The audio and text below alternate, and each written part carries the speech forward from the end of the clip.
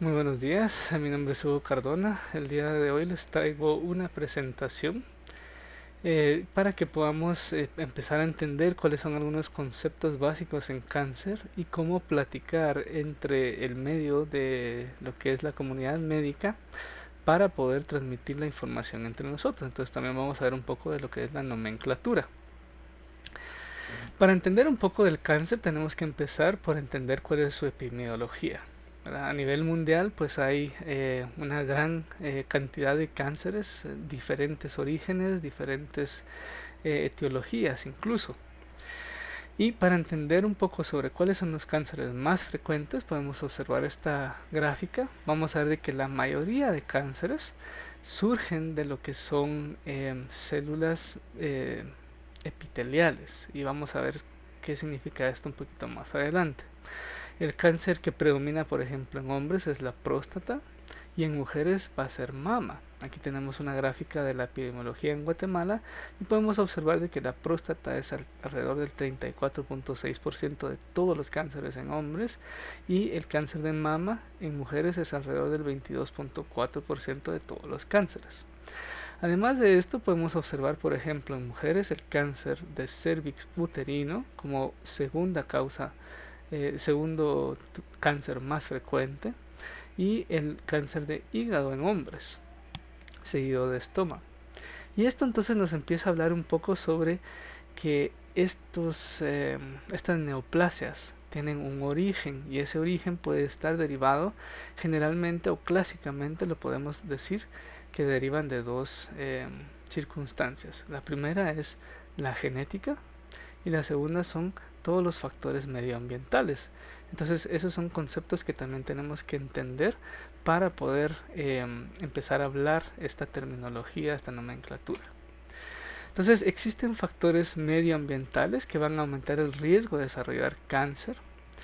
En este caso hablamos que nosotros generalmente nos exponemos a ciertos carcinógenos, ¿verdad? Sustancias químicas que pueden estar en el medio ambiente, por ejemplo en el humo de tabaco, contaminantes industriales, algunos productos químicos que podemos estar expuestos, por ejemplo, en el lugar de trabajo, la misma luz solar, algunos alimentos, ¿verdad?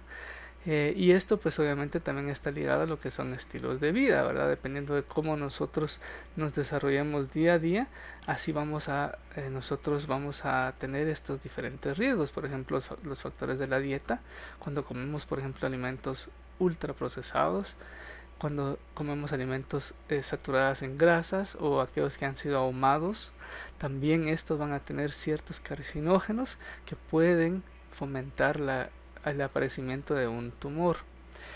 También esto va asociado a la falta de ejercicio y vamos a ver por qué, específicamente por la inflamación o el exceso de consumo de algunas sustancias como el alcohol y lo que ya habíamos mencionado, el tabaco, ¿verdad? Y estos, pues el tabaco pues tiene múltiples carcinógenos, yo creo que ya esa historia es bastante conocida.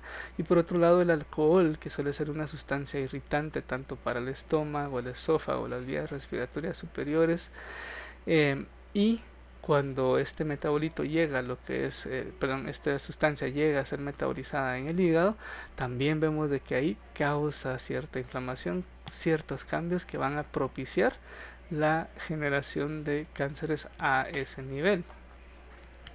Luego tenemos aquellos factores de riesgos predisponentes, pero que también fueron adquiridos, por ejemplo, algunas infecciones crónicas que vamos a profundizar más adelante, por ejemplo, las virales, las bacterianas, o la inflamación crónica, como les había comentado, que puede ser por sustancias químicas, por supuesto, pero también puede ser por inflamación, que esta inflamación prolongada suele aumentar el riesgo de cáncer porque estimula la generación de nuevas células y cada vez que hay una nueva célula puede surgir una célula que se vuelva cancerígena. Vamos a ver cómo sucede eso también un poquito más adelante. Luego tenemos aquellos factores de los cuales no nos podemos escapar, ¿verdad? Que son los factores genéticos. En este caso, pues los factores genéticos heredados, también conocidos como las mutaciones germinales, van a hacer que nosotros estemos en una condición de labilidad para desarrollar cierto tipo de cánceres.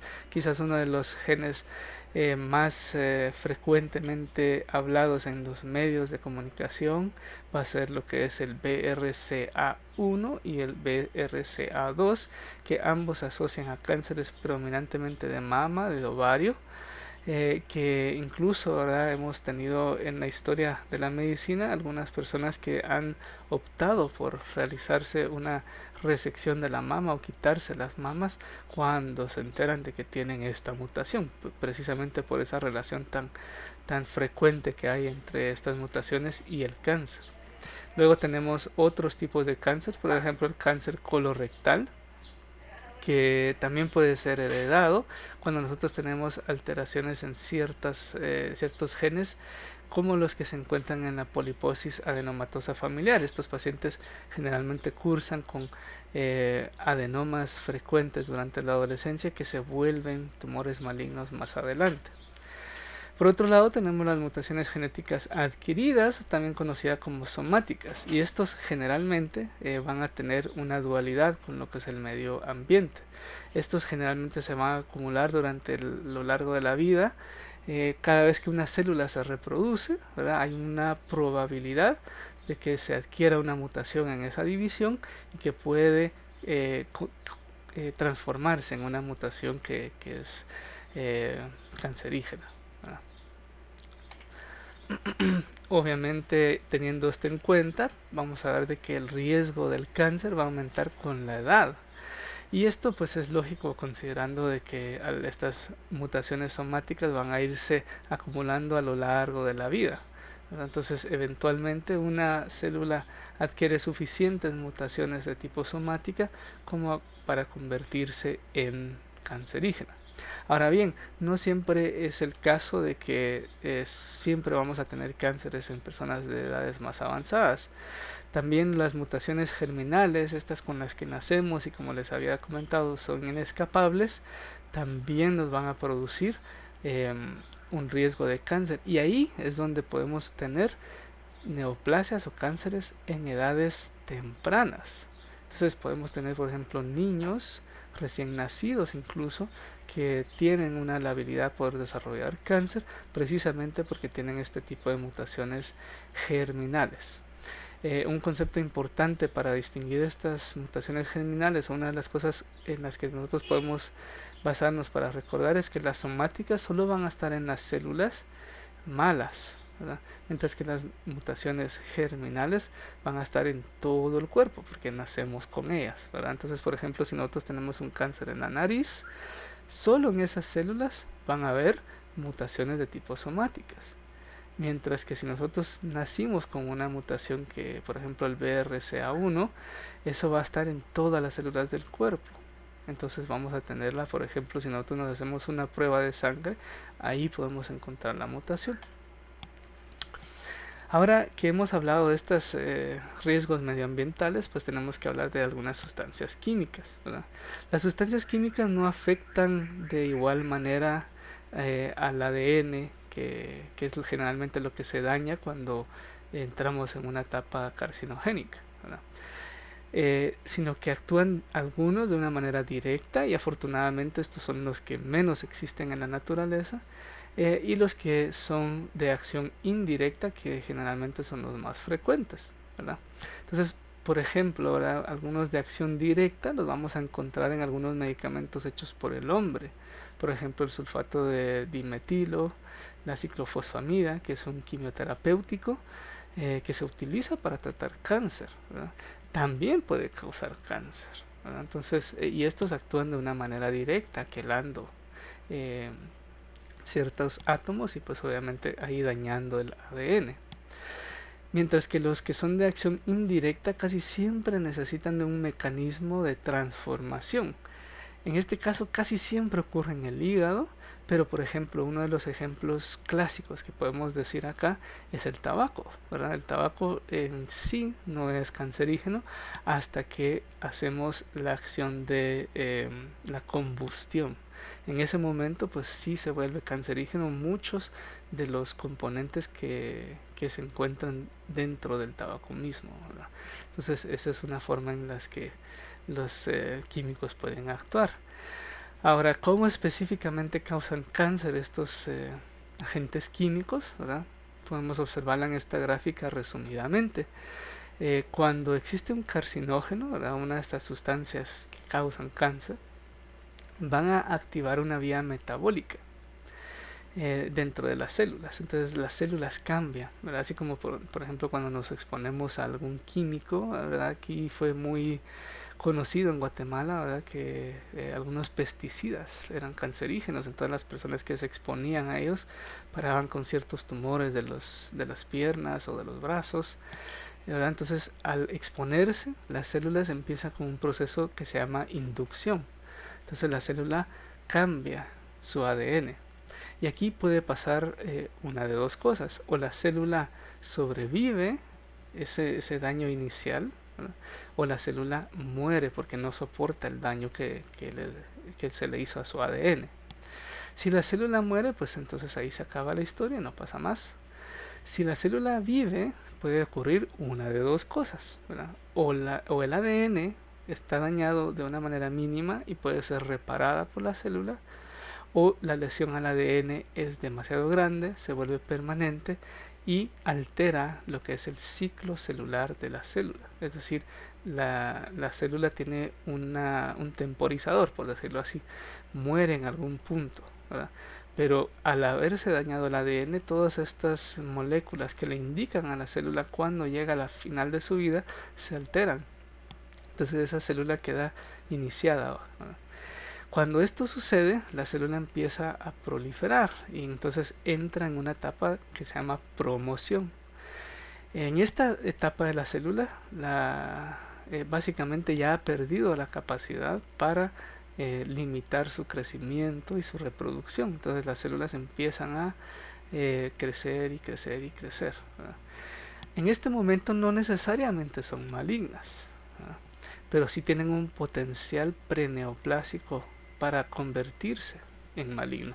Y entonces recordemos qué pasaba cuando las células estaban dividiendo y dividiendo y dividiendo, podían adquirir otras mutaciones, ¿verdad?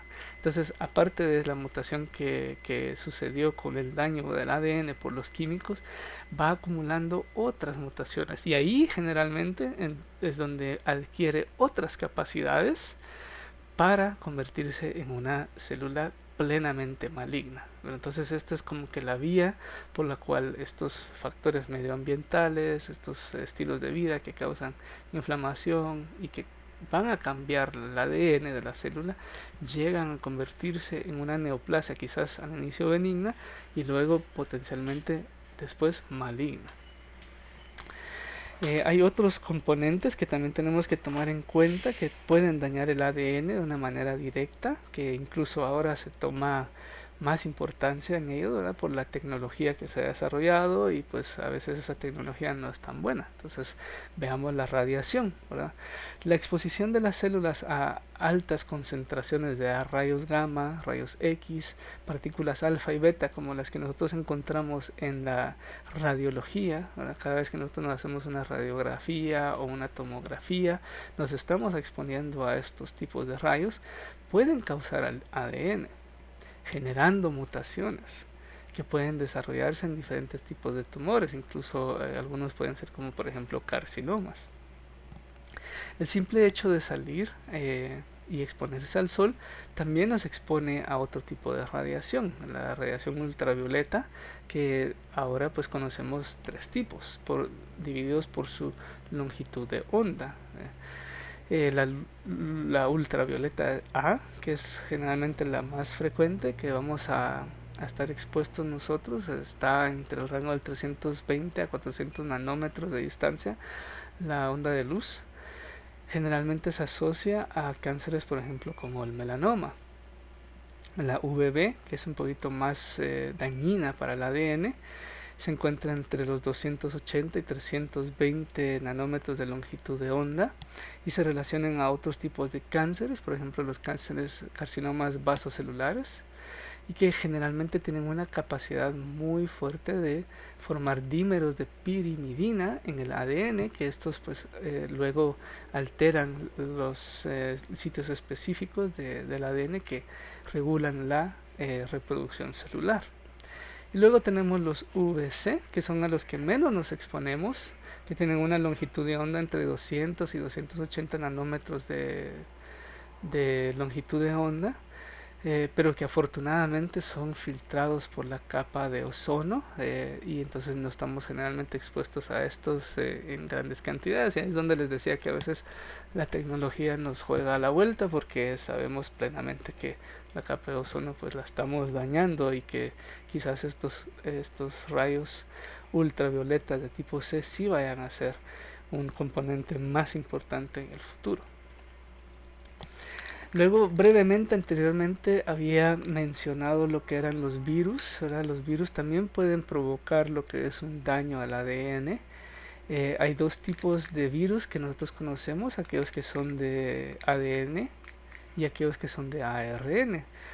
Afortunadamente los que son de ARN son escasos los que se relacionan con cáncer. Realmente solo conocemos el virus de la leucemia T humana de tipo 1, que causa leucemias y linfomas de las células T, que son básicamente tumores que nacen de las células que nos protegen, que son los linfocitos.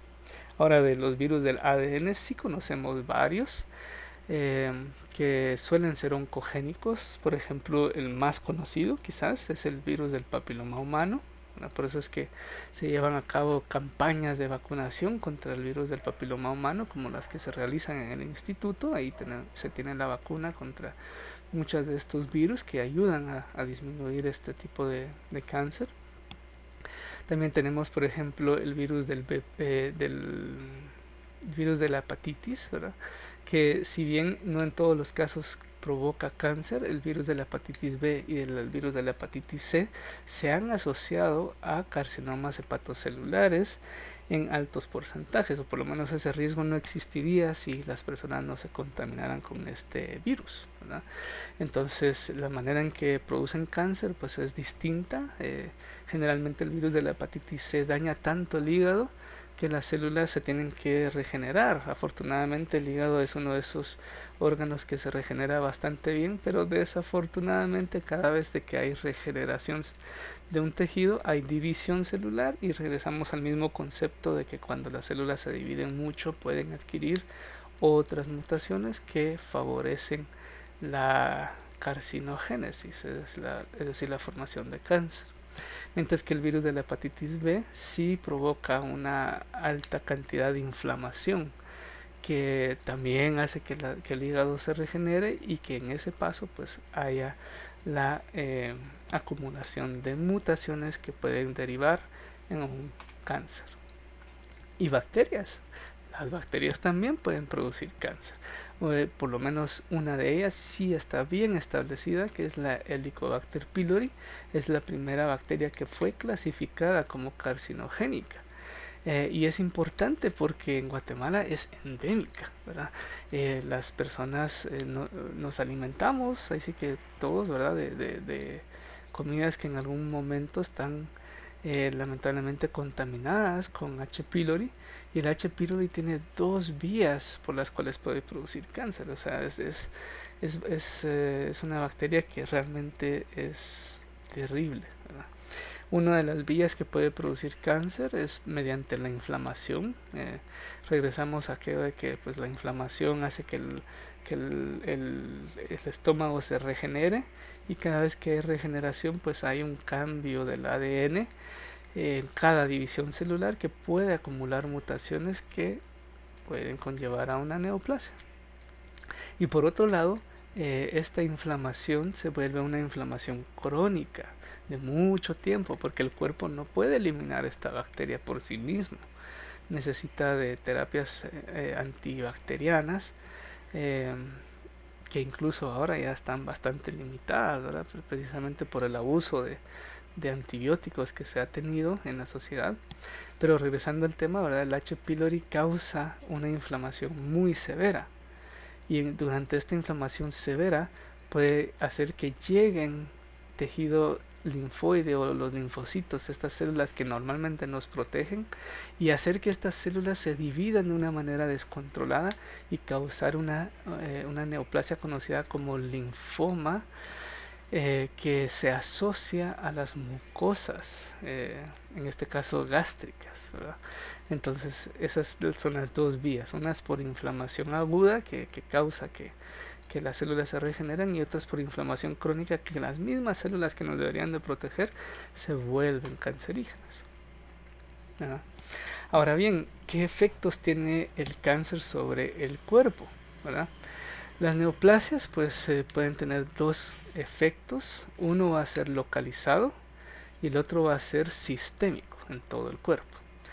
Cuando definimos estos términos, ¿verdad? Tenemos que básicamente ponernos a pensar, ¿verdad? El cáncer casi siempre empieza en un solo lugar, ¿verdad? Y casi siempre de una sola célula que adquirió todas las mutaciones necesarias para convertirse en cáncer. Entonces, cuando crece ahí en ese lugar localizado, ¿verdad?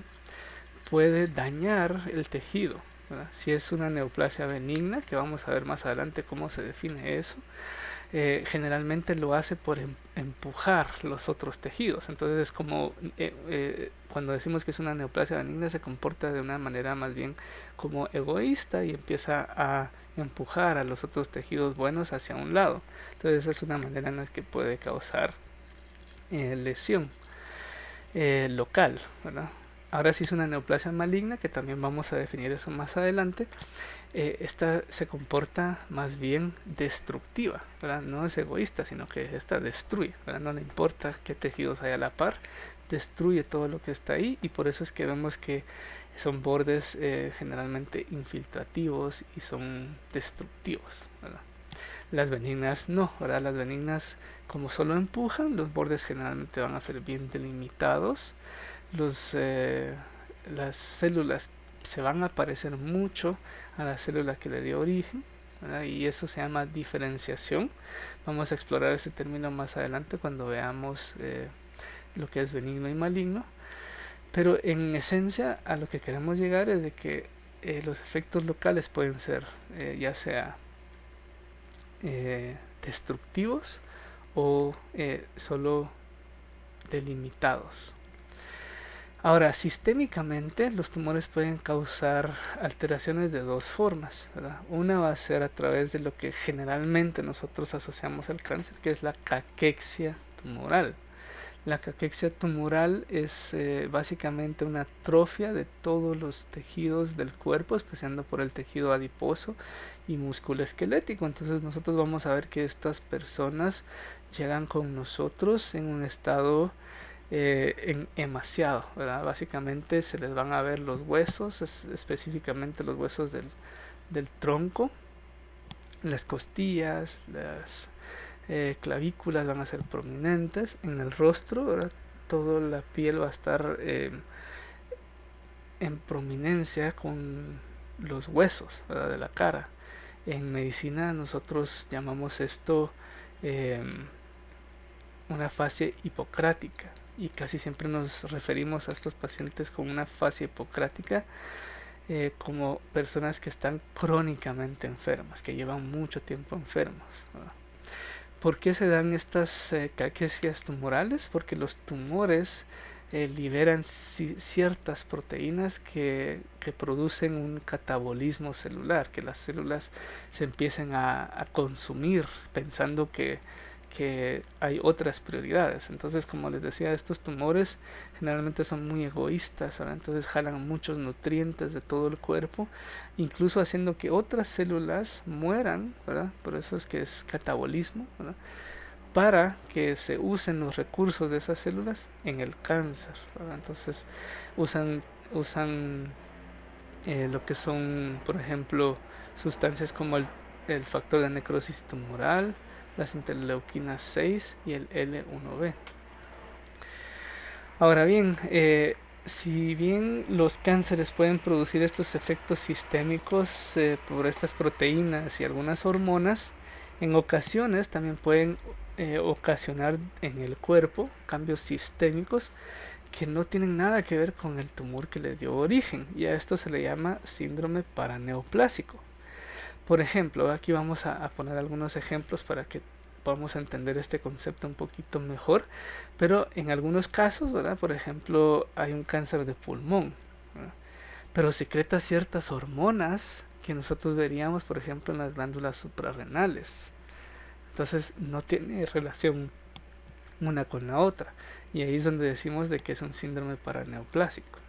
Entonces aquí, ¿verdad? Tenemos un síndrome paraneoplásico, que en este caso es un síndrome de Cushing, ¿verdad? Entonces nosotros, ¿a qué asociamos normalmente esto? A esteroides, ¿verdad? Los esteroides, ¿dónde se encuentran? En las glándulas suprarrenales, o por lo menos ahí se forman la mayoría, los que son importantes para el cuerpo. Si está alterado todo este eje de las suprarrenales, paramos con síndrome de Cushing. O puede ser iatrogénico, es decir, que nosotros los médicos lo causamos, ¿verdad? Dándoles esteroides con la intención de tratar otra enfermedad, ¿verdad? Pero los pacientes cambian. Ahora bien, en los pacientes con cáncer, ¿verdad? Podemos observar el síndrome de Cushing no cuando está afectada la suprarrenal, sino cuando está afectado un órgano que no tiene nada que ver con la producción de esteroides.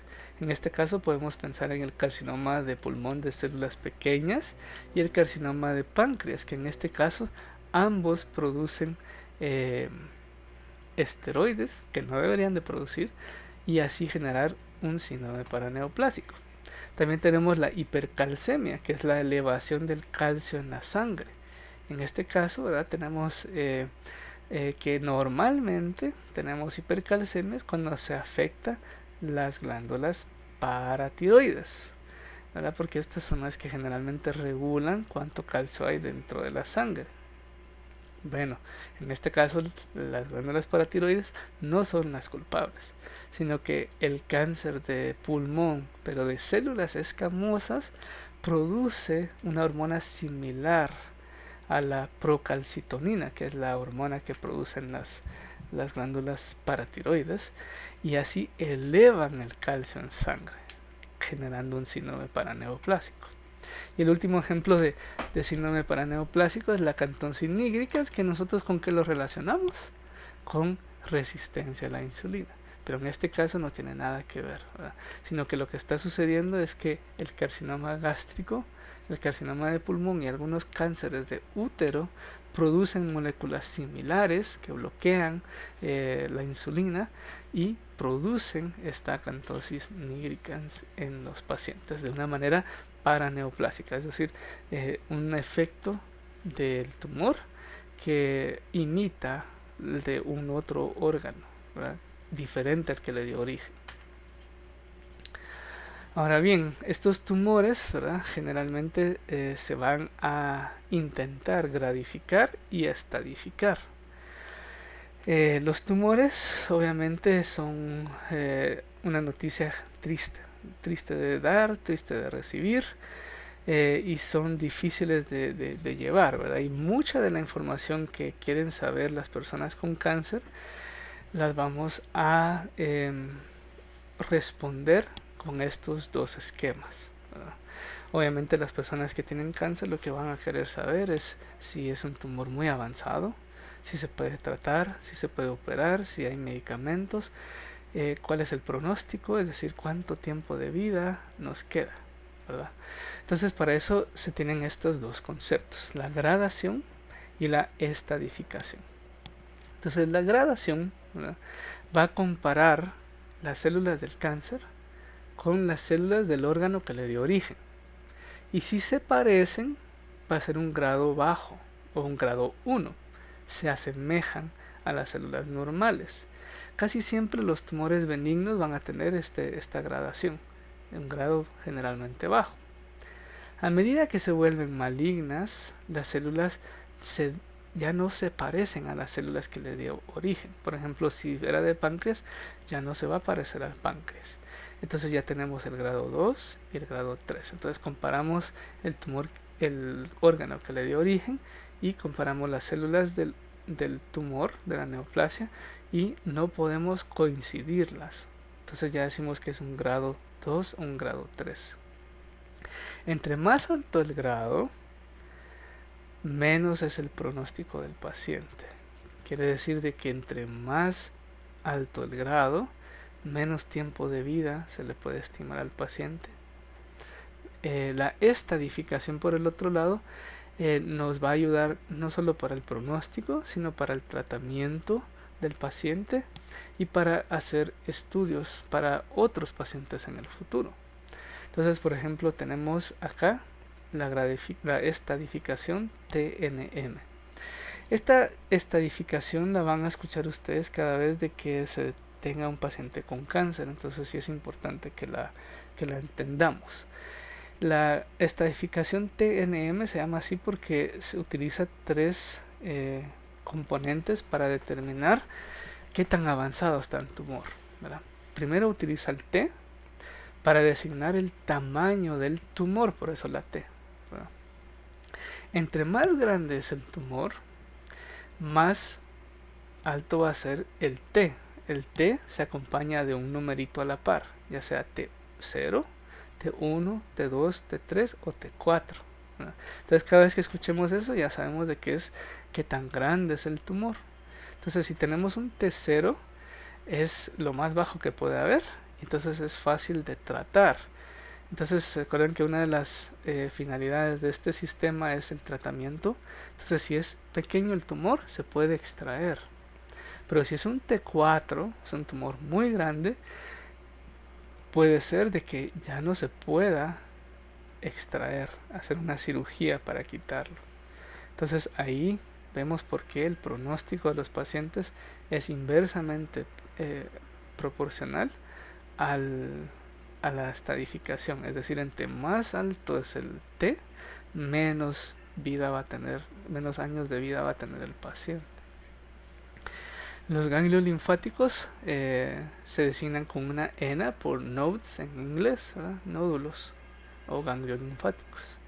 Y aquí vamos a hablar de cuántos ganglios están invadidos y qué tan lejos están estos ganglios del sitio que le dio origen. Por ejemplo, si nosotros tenemos cáncer gástrico y tenemos un ganglio en el cuello positivo, ya es algo distante, ¿verdad? Entonces el N va a subir y igualmente, ¿verdad?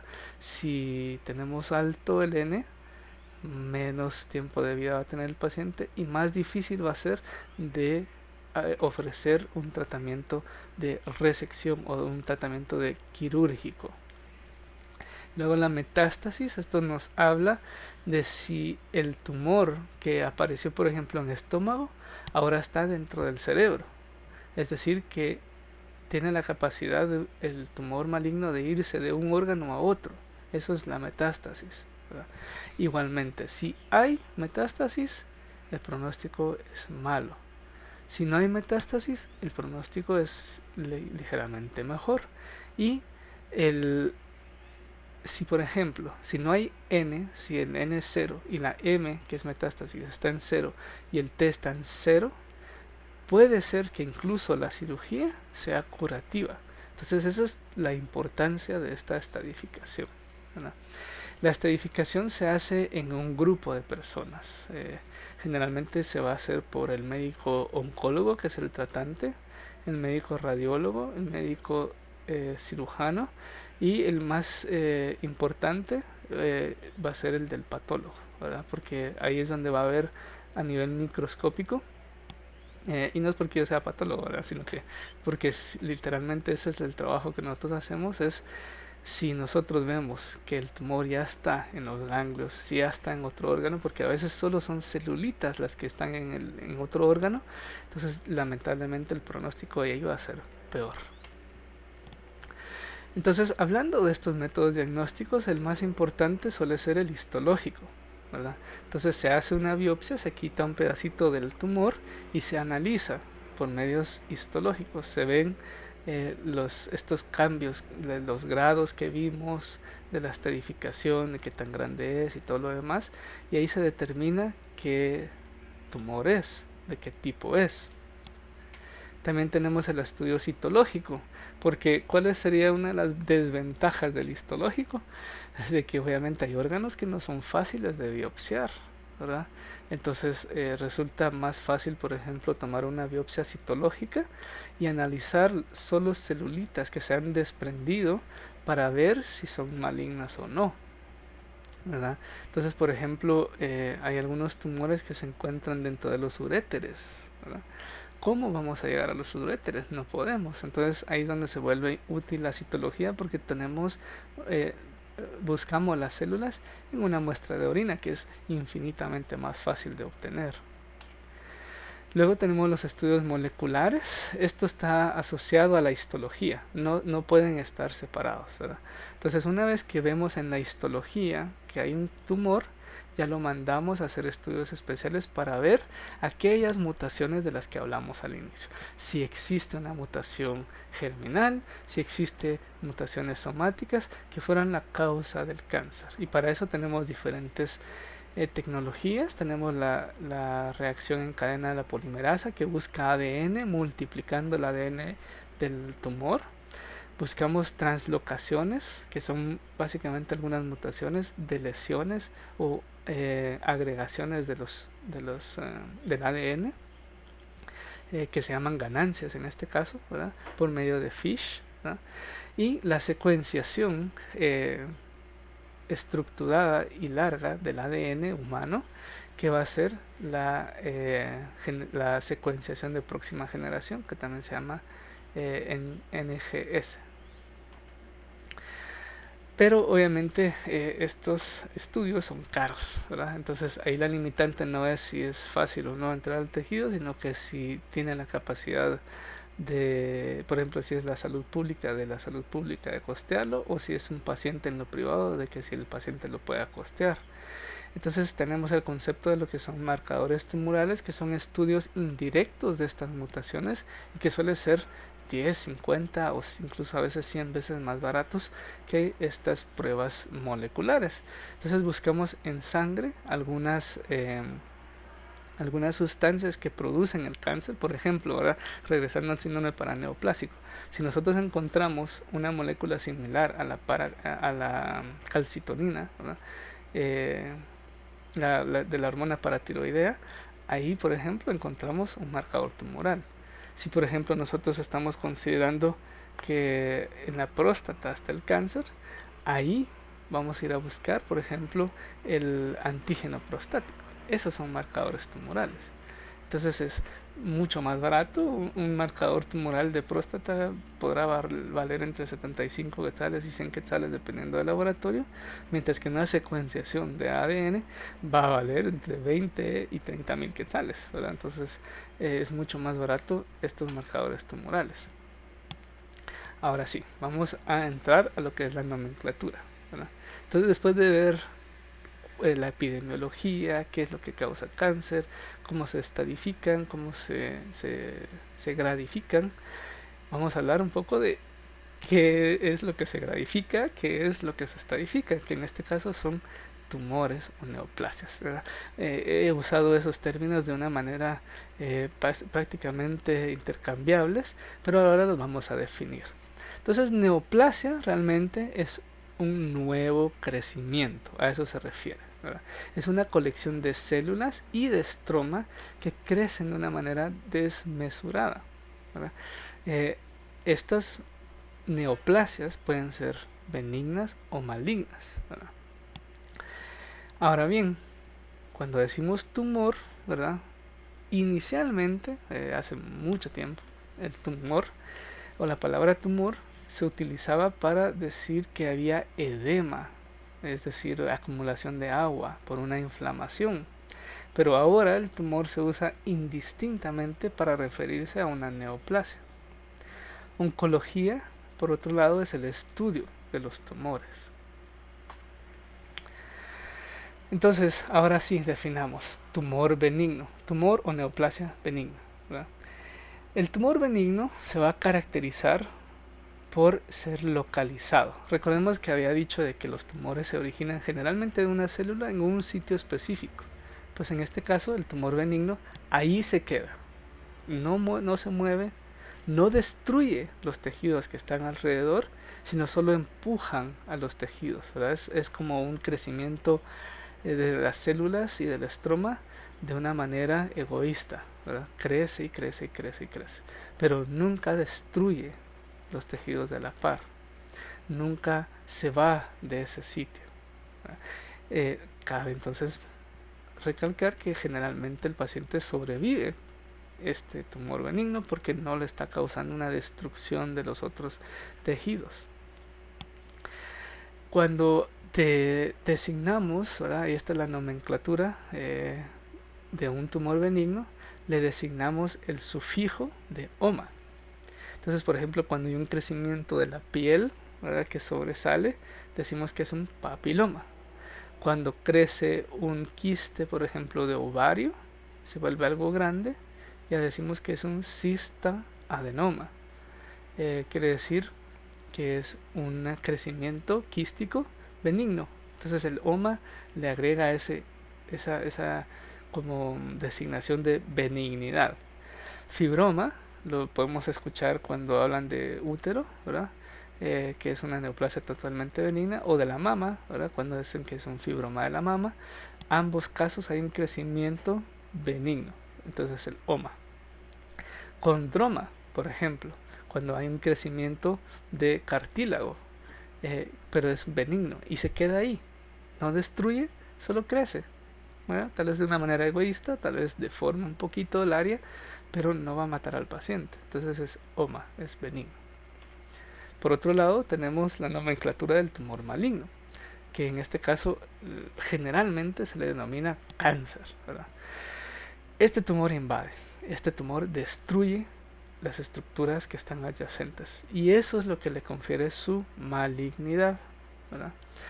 Otra cosa que es casi una característica exclusiva del tumor maligno es que se va del área que le dio origen. Entonces empezó en el estómago, para en cerebro, para en pulmón, para en hígado, a lo que se llama metástasis. Entonces se disemina el tumor hacia otros sitios.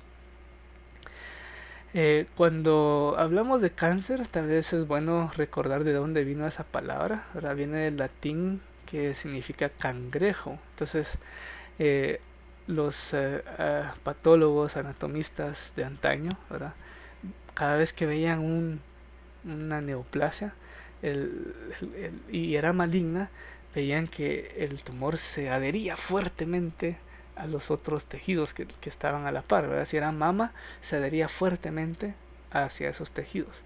Y esa manera obstinada con la que se adhería a las estructuras les recordaba la manera en que los cangrejos pues agarran, ¿verdad?, con sus múltiples patitas los tejidos alrededor. Entonces decían que era un cáncer, ¿verdad? Se designa en los casos de malignidad con las terminaciones de sarcoma, que generalmente se usan para mesénquima, y cuando decimos mesénquima son todos los componentes del cuerpo que son de sostén, ¿verdad? Por ejemplo, lo que nos mantiene parados son los huesos, los músculos, los tendones, bueno, todo eso es derivado del mesénquima. Entonces, si los cánceres se originan en esos tejidos de sostén, se van a llamar sarcoma. Si son de los tejidos que nos protegen, pueden ser linfomas, cuando son de tejido linfoide. Y cuando son epitelios, que son los que nos recubren, como la piel, las mucosas orales, las intestinales, se va a denominar carcinoma. Ahora bien, como estas estructuras que nos recubren también forman glándulas, ¿verdad?, por ejemplo las glándulas sudoríparas que nosotros tenemos, ¿verdad?, las glándulas intestinales que secretan esos jugos gástricos, entonces se va a agregar otro pedacito más que es el adeno, ¿verdad?, que significa más que, o sea, no significa nada más que glándulas, adenocarcinoma, ¿verdad? Entonces cada vez que escuchemos estos sarcoma, linfoma, carcinoma y adenocarcinoma, siempre es maligno. Pero bueno, como todo en la vida siempre hay excepciones, ¿verdad? Entonces la historia de la medicina es muy larga y simplemente hay algunas palabras que la gente usaban para designar algunos tumores que no caben dentro de la nomenclatura de benigno y maligno. Entonces, la excepción, por ejemplo, del melanoma, ¿verdad? Que es un tumor francamente maligno y es extremadamente mortal, lleva terminación de oma, como que si fuera benigno, pero realmente no lo es, ¿verdad? El mesotelioma también es otro tumor que deriva de las células que recubren las cavidades, que también termina en oma. Entonces el ejemplo aquí sería, por ejemplo, ¿cómo debería de llamarse el mesotelioma? Debería de llamarse mesoteliocarcinoma, ¿verdad? Pero, pues, como les decía, es algo ya histórico y que no lo vamos a borrar, ¿verdad? Es decir, ya está tan instalado en la jerga médica que eso no se va a cambiar. Igualmente pasa con seminoma, que son células que son de germinales del testículo, que son malignas, ¿verdad? Pero terminan en oma, ¿verdad? Entonces, lamentablemente así va a tener que ser. Y eso es básicamente la manera en que se designa, ¿verdad? Ahora me han estado escuchando decir esto de la gradificación y todo lo demás. Pues hay otra forma que también podemos distinguirlo, ¿verdad? Y es como les decía, se compara el tumor, ¿verdad?, con las células del órgano que le dio origen. Y si se parecen, ¿verdad?, es un grado bajo, un grado 1, grado, y si ya no se parece, entonces empieza con grado 2, y si definitivamente no podemos ver ninguna similitud entre los dos, es un grado 3. Pero también van a escuchar ustedes el grado de diferenciación. Es lo mismo, ¿verdad? Solo que el grado 1 va a ir siempre acompañado de bien diferenciado. El grado 2, moderadamente diferenciado.